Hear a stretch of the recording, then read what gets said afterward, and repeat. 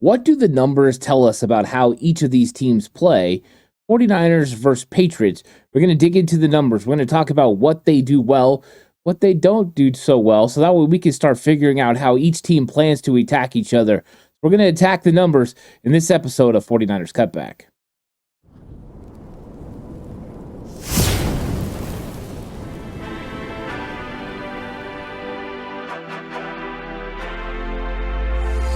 From the alley-oop to Keyzar to the glory days at the stick.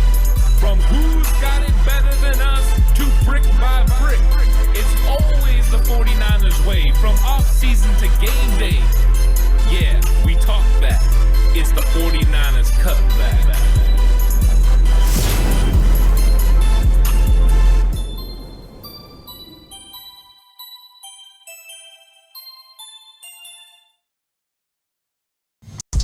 It's 49ers Cutback podcast time. Welcome to the show, everyone. Tail of the tape time, which means we're digging into those numbers. And there's some unique numbers to get into because both these teams are a little bit struggling this season. And some of the things haven't worked out, especially for the 49ers, the way that I think the 49ers intended. And I think most of us intended that things were going to go. I think if you said the 49ers were 1-2, there would have been a belief that there was some sort of catastrophic injuries to multiple positions that got you to this place. But really what it has been is inconsistencies in play. They haven't been able to put a full game together over the last 2 weeks and win a football game. They got going really well against Los Angeles and then kind of slowed down and fell off towards the end. When it came to Minnesota, it was just a battle the entire time just to figure out what Brian Flores' defense was doing. So you get an idea of how the 49ers are going to be able to attack. And also, we're going to take a look at how New England is going to be able to attack. Because New England's got a veteran quarterback in Jacoby Brissett. They've got a nice running back in Ramondre Stevenson. They are built to run the football. They have two good tight ends in Austin Hooper and Hunter Henry. They've got the physicality they need up front and a pretty good run defense. So what do the 49ers do well? What do the Patriots do well? This is always one of those things you start finding out how each team plans to attack. And a lot of times the numbers lend you not just to weaknesses of a football team, but also strengths. So where do 49ers strengths, according to the numbers, match up with New England weaknesses? And where do New England strengths match up with 49ers weaknesses? That's what you're trying to find out in these matchups, and when you get into the numbers, you get a better idea. So that's what we're going to do in this episode. If you've never watched Tail of the Tape before, we're going to just go through the whole process. We're going to get into DVOA. We're going to talk about how many yards these guys are getting on the ground, through the air, the whole thing. Hope you guys will enjoy it. Please like and subscribe to the channel if you haven't already. I really appreciate it. If you're listening on audio platform, 49ers Cutback on Believe. Please give it a 5-star rating. And if you're going to bet with Bet Online. Bet Online is the world's most trusted betting platform and your number one source for everything football. Bet Online is every stat, every matchup, and even live odds and spreads to bet on during the games. You think you know your stuff? Get in on our $200,000 mega contest and pick 5 games against the spread every week for your chance at weekly prizes and a share of $200,000. When the game's over, head on over to our online casino and get in on a game of blackjack or poker, or unwind with one of our over 150 slot games. Head to the website today to get in on the action. Bet Online, the game starts here. So this is what we want to find out, right? How do the 49ers go about attacking the New England Patriots and vice versa? Well, let's just get an overview right now of what's going on with these teams. Both of them 1-2. Patriots got a huge win week 1 against the Cincinnati Bengals. And then after that, they've had some struggles of being able to replicate the performance that they had. And so they're looking to get back to 500, and both these teams are. If you can get back to 500, you're still right there in the mix. For the Patriots, right there in the mix of the AFC playoff picture, and for the 49ers, the NFC. And the 49ers have been the consistent front runners in the NFC over the last couple years. Everyone knows how good the 49ers have been. They've also been in situations like this before where they look at their record and their record doesn't reflect what their roster should show. So they've got to right the ship And the Patriots are a team they need to ride it against. Patriots are making the long travel to Santa Clara to play the 49ers. And so maybe that plays into 49ers' advantages. The last time an East Coast team headed to Santa Clara was week 1 when the New York Jets came to town, and the 49ers played really well. So 2 road games, 2 losses for the 49ers, but when they're at home, so far they've been good. Let's see if they can duplicate that for this matchup versus the Patriots. You look at the DVOA and total DVOA right here, 49ers at 15th best in the league. So top half, definitely not where they normally are. They're normally in the top 10, usually around top 5. And so far, you can just see they haven't been as efficient this season, and the DVOA illustrates that. You look at the Patriots, 8 spots below the 49ers at 23. Not too bad. Of course, they would like to make some improvements and work their way up and get a lot better, more efficient, more effective. And that's what they're going to try to do in this matchup against the 49ers and a really talented roster. You look at points per game, and this is a huge discrepancy, and it's going to kind of start to illustrate some of New England's a little bit of their weaknesses. And one of the things you can see is they struggle to score points. 49ers are averaging nearly 11 points, or actually over 11 points more than the Patriots are. So 49ers 24.3 is definitely not where the 49ers want to be. They want to be close to 30. But the Patriots being at 13, you can see it's been a struggle for Jacoby Brissett and the New England offense to get into the end zone. So this is a huge advantage for 49ers. Just 2-3 games seeing that New England struggles to get into the end zone. 49ers, on the other hand, haven't struggled so much. Of course, against Minnesota, only 17 points. But against the Jets and against the Rams, they were able to put points on the board. Not as much as 49er fans are used to, but still effective offense. And they left points on the board last week. They definitely had an opportunity to get it to at least 30. Last year, it was every single week at the beginning of the season was like 30, 30, 30. And then they had a rough patch in the middle of the season. Well, they've kind of hit their rough patch here in week 2, week 3. So they've got to get this thing rolling. But you can see right now their offense is scoring more points than New England Patriots. You look at total yards, and the 49ers offense is one of the best at moving the football and having a balanced attack. And 400 yards is a sweet spot for an offense. So you usually want to get 250 yards or more through the air and about 150 yards on the ground. That's a complete balanced offense in the NFL. 49ers are doing a pretty good job. As we go through these numbers, we'll see how balanced it is. The 407 yards per game is a nice start. Once again, though, you're moving the ball consistently down the field. You have to capitalize, not just with field goals, but with touchdowns as well. 6 field goals in week 1 against the Jets. That's not going to get it done. And then last week, they missed a couple opportunities to get touchdowns and put that game away. So 49ers are going to look to do more, but they are consistently moving the ball. For the Patriots, it's more of a struggle to move the football consistently, where the 49ers are able to move, but maybe not capitalize when it comes to points in the right situations or get the right kind of points. The Patriots are struggling to move the ball and struggling to get points.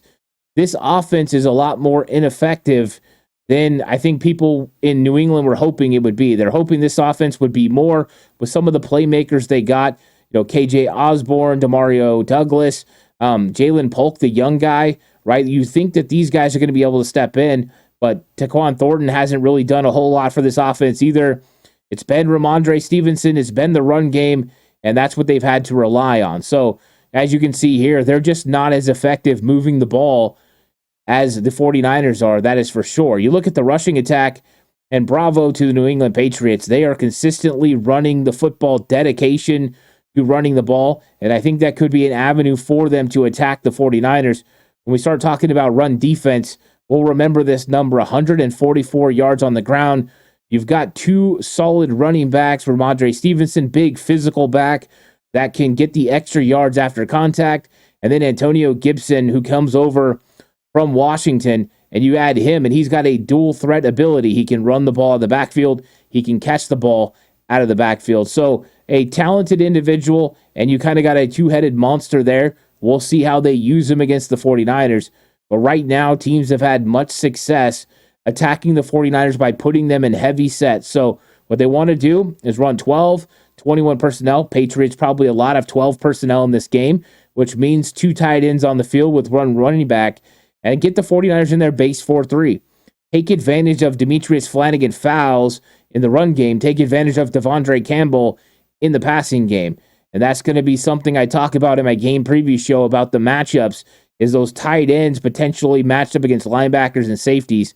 Hunter Henry, Austin Hooper, they have 2 good ones. So far, when the 49ers have played teams with 2 decent tight ends, at least decent, they've done really well. You look at what happened with the Minnesota Vikings and Oliver and that group. They did a very, very good job last week.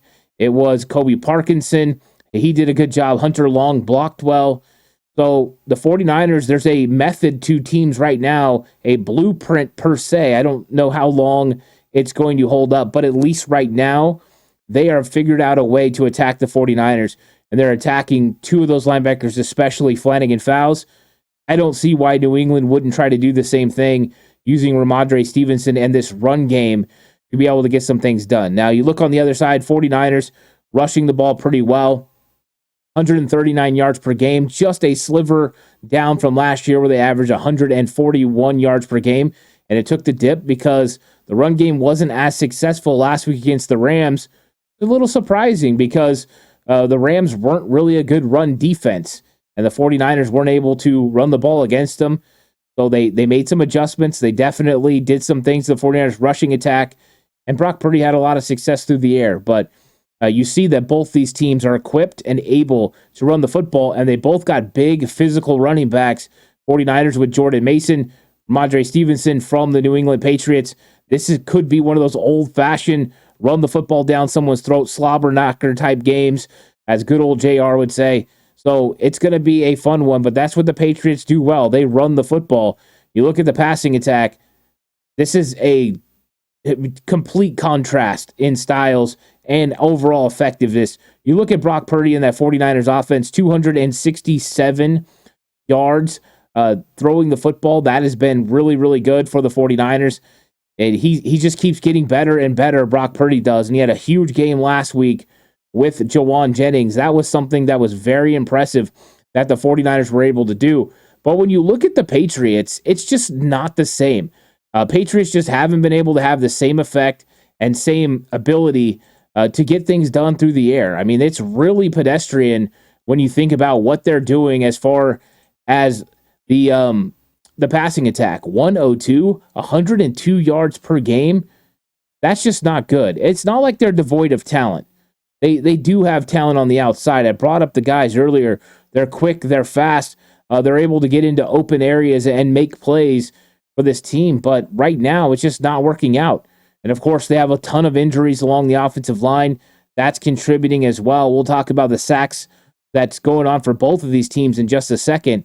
But 102 yards in today's modern-day football, throwing the ball in the air, is just not very good. 49ers pass defense has got to be real good in this game. They've got to limit the effectiveness. There's no reason New England should be effective throwing the football against this 49ers defense. And if they are, 49ers have some more things to work out. And it's been a little bit of an issue. You have some problems on the back end with Jair Brown, with Charvarius Ward, with Isaac Yedem. Things need to get cleaned up. 49ers need to figure some things out. Coach Nick Sorensen needs to figure out how to handle bunch sets. There needs to be a lot of work when it comes to stopping the passing attack. And this is a good week to get that done against New England. New England's going to focus on running the football. But if the 49ers give them the looks that I'm expecting them to get, New England's going to have to try to throw the football. And if they can be successful, they can change this game. If they can't, it could be a long day for New England's offense. So let's look at the quarterback competition here. And Brock Purdy completing passes at 72.6%. Really, really fantastic. Jacoby Brissett, not as accurate, 60.9, still accurate enough. That's over, the 59% mark. So he's been effective to a point. You look at Brock Purdy throwing for 842 yards. That's number 2 in the NFL. And you look at Jacoby Brissett, he's at 368. So he hasn't went over 400 yards yet this season through 3 games. It's been ineffective for Jacoby Brissett and the Patriots offense. Touchdowns for the 49ers, Brock Purdy, 4. And really that's happened over the last 2 weeks. He did not have a passing touchdown in week 1. Jacoby Brissett, 1 passing touchdown, 13 points per game, not able to win in the red zone efficiently and effectively. This is what we're talking about. Patriots just can't score right now through the air. They need to get better. As far as taking care of the football, both guys doing a pretty good job, at least when it comes to interceptions. Brock does have a couple fumbles as well. Last week, the strip sack by Byron Young beating Colt McKivitz. So there are other turnovers attributed to Brock Purdy, but he has 1 interception. Jacoby Brissett taking care of the football really well. 0 interceptions on the season. Now, when it comes to sacks, you've got the San Francisco 49ers giving up 9. Some of those are on Brock Purdy, of course. You got Jacoby Brissett giving up 9. So the offensive lines have definitely been dealing with injuries as far as New England. For the 49ers, they've just been trying to iron this thing out. But both quarterbacks near double digits in sacks already through 3 games. That means 3 sacks per game. And that's not going to be something you want to continue to have. This can't be something that happens week in and week out for either one of these football teams. You look at the quarterback rating, and the Brock Purdy's at 109.2, absolutely brilliant, while Jacoby Brissett is sitting at 79.9. The 49ers have a real advantage when it comes to quarterback play. Brock Purdy's been playing at a very high level this year. He's been executing at a high level, and Jacoby Brissett's been struggling. And overall, the New England passing attack has been struggling. And I think the 49ers need their passing attack to be successful this week against New England, and that will give them an advantage over the Patriots. Let's look at offensive DVOA. 49ers, 7th best offense in the league. And I think the film through 3 weeks has showed that. They have been consistent. They've been able to run the football. They've been able to throw the football, balanced attack. Last week, they added in the play action again. So the week before against Minnesota, no play action, really a couple, as they were trying to make sure they had no negative plays against Brian Flores. Against the Rams, 9 play action passes, and that's really where you want to be, 9+. So I think the 49ers need to continue to lean in on that. Teams are having to come in to stop your run, and that's going to afford you some opportunities throwing the ball. That efficiency is important, but it's good to see the 49ers efficient on offense. You look at the Patriots, they're at 21. Definitely not in the bottom portion. A lot of that has to go with how effective they are running the football right now, and that's their real strength of this football team is running the football on offense. So they're going to continue to do that, and we'll see if the 49ers defense can stop them. Now, one of the conversation points has been third down efficiency, and the 49ers are at 41.2% converting on third down. This is falling week in and week out. So coming out of week 1, they were 46% against the Jets. That is in tune with what their season average was in 2023. So they carried that over. It looked like this offense was going to continue to be effective on third down and getting conversions, which is very important. Unfortunately, against Minnesota and the Rams, that number has started to tumble. And when you're not effective on third down, it means you can't stay on the field, have longer drives, and then have the opportunity to score. So the 49ers need to be more effective on third down. They need that number up 5-6% from what it is right now to be one of the most effective and really one of the great offenses in the league. They need to get better. You look at the Patriots, anywhere near 30% is not good at all. You don't want to be that low. Now, just so everyone has a space to go with, a marker, the Rams last week came into the game very ineffective on third down, yet they were effective in the game against the 49ers on third down. So season averages don't always play into it. 49ers got to make sure the Patriots aren't getting third down conversions. 49ers defense has struggled with it this season. And you look at the defensive rates on third down, and they're almost identical. 49ers 52% of the time are giving up third down conversions. Patriots at 51%. The crazy thing is, this is actually a good mark for the 49ers compared to the first 2 weeks. Against the Jets and against the Vikings, they give up nearly 60% of conversions on third down. That is abysmal. That is terrible. And so they got a little bit better last week against the Rams, but they've got to keep getting better and better. It shouldn't be close to 50%. This number needs to be closer to 35%. You can see how ineffective they've been on third down. They've given up conversion after conversion after conversion. Trips, bunch sets, man looks have been bad for the 49ers. So they've got to figure this thing out. And Coach Nick Sorensen's got to get them in better situations to be successful to win. You look at the Patriots, though, this is an opportunity for the 49ers to get some first downs against this defense. And how are teams doing it? Well, teams are having some effectiveness through the air. That's something Brock Purdy does really well. The question is, how well are you going to be able to run the football against the Patriots defense? We'll be talking about that in a second. But third down is going to play a big role in this game. If the 49ers are able to convert over 45% of their offensive third down conversions and then stop the Patriots and hold them under 40% on third down, they more than likely will win this game. That's going to be key numbers for the 49ers. Winning those, winning the turnover battle, winning the time of possession. Easier to win the time of possession when you're converting key third downs. Let's talk about points per game allowed. Patriots actually the better defense when it comes to keeping the opposing team out of scoring opportunities. Patriots only giving up 19 points per game, while the 49ers are giving up 23.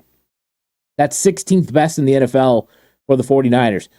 I'm used to seeing them in the top 10. I'm used to seeing them in the top 5. Last year, they gave up around 16.8 points per game. So you can see the contrast, 7 points, an extra touchdown per game right now that the 49ers defense is giving up. Let's see. This thing can definitely change. We are only 3 games into the season, but right now you see the Patriots team that's more stingy with points than the 49ers. I'd like to see the 49ers get more and more stingy and not allow teams to be able to get into the end zone or even get field goals. Last week, the wheels fell off after they were leading 14-0. So we need the effort from the 49ers. They got to figure some things out when it comes to keeping people out of scoring positions. Let's take a look at the yards allowed per game. 49ers allowing 321 yards per game. That's too much. Need to get this under 300 yards per game.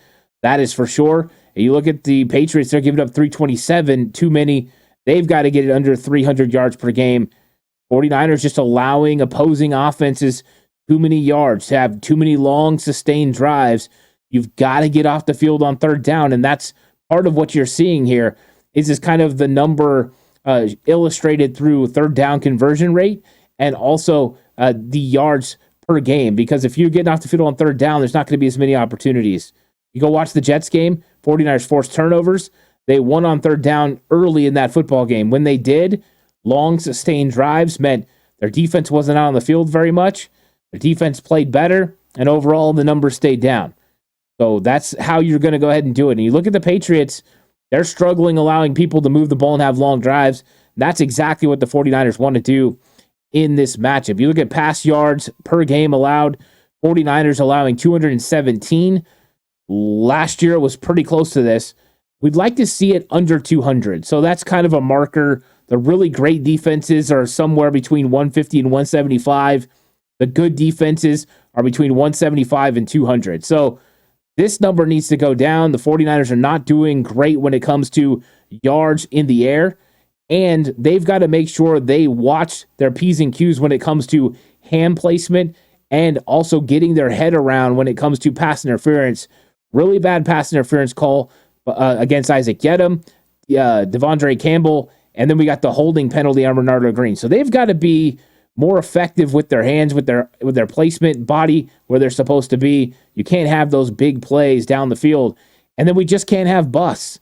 Jair Brown bust in zone coverage, Charvarius Ward bust in zone coverage. You can't have those things happen. The 49ers got to be better there. And the Patriots, if this is a weakness, it's definitely the passing attacks against them. They have struggled to stop the pass so far this year. It's a little bit surprising. Jabril Peppers, Kyle Duggar, Christian Gonzalez, talented individuals. So we'll see what the Patriots do. They have a pass rusher as well, Keon White, who can get after him. We'll see. Can they stop Brock Purdy, who's averaging 267 yards per game through the air right now? Can they slow it up? It looks like average-wise this could be a fun game for Brock Purdy and the 49ers passing attack. You look at rush yards allowed per game, this is where the Patriots are stingy. They don't allow you to get going. 83 yards per game on the ground is very good defense, and they're very good at their cues, their run fits. They just make sure it's tough sledding for you running the football.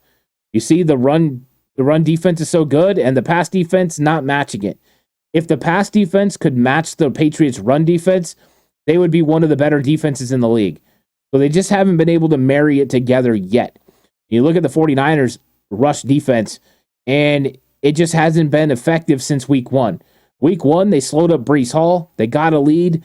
They played from in front, and that run game for the Jets never really got established. But over the last 2 weeks, there's been some problems. 49ers, they've been able to find some holes against the 49ers. Now, they did better against the Rams in the run defense than they did against the Vikings. Chandler had his way against the 49ers in that matchup. So we'll see. They can still recover. They can still get this number down. They can still play better run defense. Going to change up a little bit. Javon Hargrave not going to be in the starting lineup. He's injured and potentially out for the season, which means Malik Collins is going to have a new running mate. Likely it's going to be Jordan Elliott, and he'll be stepping in and playing alongside Malik Collins. But you're also going to see some Kevin Givens, and then we'll see who's the other defensive tackle going to be. Is it going to be T.Y. McGill, the longtime veteran off the practice squad, or Evan Anderson, the undrafted rookie? Those things still have to be determined, and we'll find out later on as this week continues who ultimately steps in. I would expect for them to probably go with the veteran T.Y. McGill, even though a lot of people are calling for Evan Anderson because of size, but I don't know how much he's developed. All the while, I keep just thinking, I can't wait till Kalia Davis comes back, because the 49ers need to make sure they can handle duo blocks and be able to stop the run game of these opposing football teams. You look at the defensive DVOA, and the 49ers right now are 19th best in the league. This is a huge dip for them over the last couple years. They have consistently been a top 10 team and a lot of times a top 5 defense when it comes to DVOA. And it's just a real problem for the 49ers right now. Defense hasn't been efficient or effective as it should be. And the same thing for the Patriots. They are down in the bottom portion of this league, and they've got to make sure they get things going. They've got to be better on defense, good run defense, not so good when it comes to stopping the passing attack, and it's displayed in the defensive DVOA. You look at turnovers. The San Francisco 49ers have 3 turnovers this season. All of them can be attributed to Brock Purdy. Last week's, I would say, is Colt McKivit's fault. But against Minnesota, you had the interception. Then you had the fumble where the ball slipped out of Brock Purdy's hands. And then this week, the Colt McKivitz gave up the strip sack. So those are the 3 turnovers for the 49ers. For the Patriots, it's 1 interception by Jacoby Brissett. Patriots are doing a really good job through 3 games handling the football. So they're not beating themselves in New England. That's not what they're doing. 49ers have done that a little bit, especially against Minnesota. You turn over the football against a good team, and you pay for it. So 49ers got to make sure they stay in the good graces of the turnovers. And no turnovers. They got to make sure they take care of the football. You look at takeaways, 49ers defense with 4. Most of those involve Fred Warner. In fact, 3 of those involve Fred Warner. And they've been able to get the ball because of Fred, whether it's interceptions or fumbles. And you look, the other guy that's been a part of this is Deommodore Lenoir. Tipped the ball that got caught by DFF. So 4 turnovers is a good number. 49ers would love to see this be at 6 or 7 right now. You've got to make sure you're consistently causing turnovers. That'll help your football team. Patriots have caused 2 turnovers so far. So they only had 1 giveaway, and they have 2 takeaways. Pretty good number for the Patriots. Sure, they'd like to create more turnovers, but right now it puts them in a positive. Turnover differential, both these teams at +1. 49ers last year, I think, finished the season at +10. Just to show you, they need to make sure they get turnovers and they take care of the football. That is a good way to make some big-time plays for your football team. And it's never easy, right? It's never easy to go out there and cause turnovers. 49ers are hoping that Talno Hufanga, now that he's being reinserted into this 49ers lineup, will help this football team with that, being able to get out there and make some plays. Last week, the 49ers generated no turnovers. It's actually very shocking. Fred Warner had found his way to the ball through the first 2 weeks. This last week, nothing happened. Rams took care of the ball. Matthew Stafford never really put a ball in harm's way, and I thought they did a very good job of taking care of the football. So 49ers, that's more uncharacteristic of the type of team we've seen, especially since Nick Sorensen got to town and took over the ball meetings. Of course, that's Brandon Staley this week. But there's got to be the detailed attention to getting that football. Make this game about the ball, and the 49ers need to generate some turnovers, generate some big-time plays, and hopefully they can do it through turnovers, even though the Patriots have been stingy and take care of the ball. You look at special teams, 49ers special teams let them down in a big way last week. There's 3 instances where the 49ers special teams failed. You had the fake punt that was converted by the Rams for a first down. 49ers had a shutout going on defense until that happened, and that is late in the second quarter. 49ers could have had a shutout for that defense if it wasn't for special teams. That was a mistake. The missed field goal by Jake Moody would have put the 49ers up 10 and pretty much put that game close enough to being on ice. And Jake Moody missed a 55-yard field goal. Now, it was one miss this season. I'm not going to put too much weight in it right now. I'm sure he's going to bounce back, but it's a pivotal special teams error. Your offense gets you in a scoring situation. You've got to capitalize on it. That's winning football. It's complementary football. Everyone, all 3 phases playing together. That wasn't complementary football last week. And then number 3, Brian Schneider deciding that they were going to punt directly to the punt return man. And that's never a good idea when you're down the stretch like that. Yes, you want to pin them deep, but let's not run the risk of having a punt return. Punt the ball, try to have it die within near the goal line. If it goes in the end zone, oh well. You live with it. They're out at the 20. The best situation is to coffin corner and punt the ball and try to get it outside the 10-yard line. And they did not execute that. So those 3 things were really bad, and it's displayed when you look at the special teams DVOA, because special teams has hindered the 49ers hugely over the last 2 weeks. Minnesota Vikings got a blocked punt in that game that flipped that game on its head early on. So special teams has let the 49ers down. They've got to be better at it. And I think they probably will be more effective in this game, because I think Kyle Shanahan is paying a ton of attention to what they're doing in the special teams room. And Brian Schneider, he knows what he's got to do to fix it. Just can they get it done? I think is the bigger question.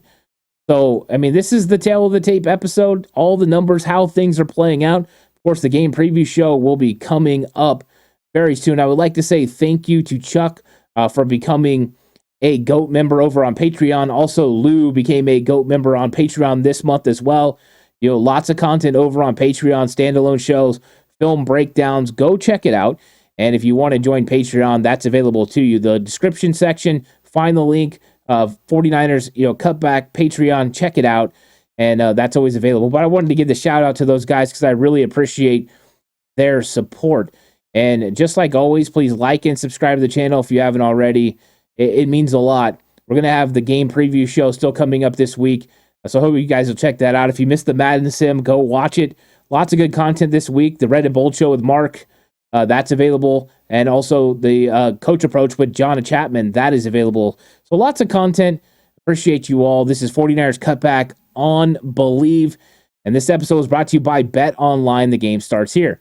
I'll catch you guys in the next one. Until then, stay safe. Remember, the right way is always the 49ers way.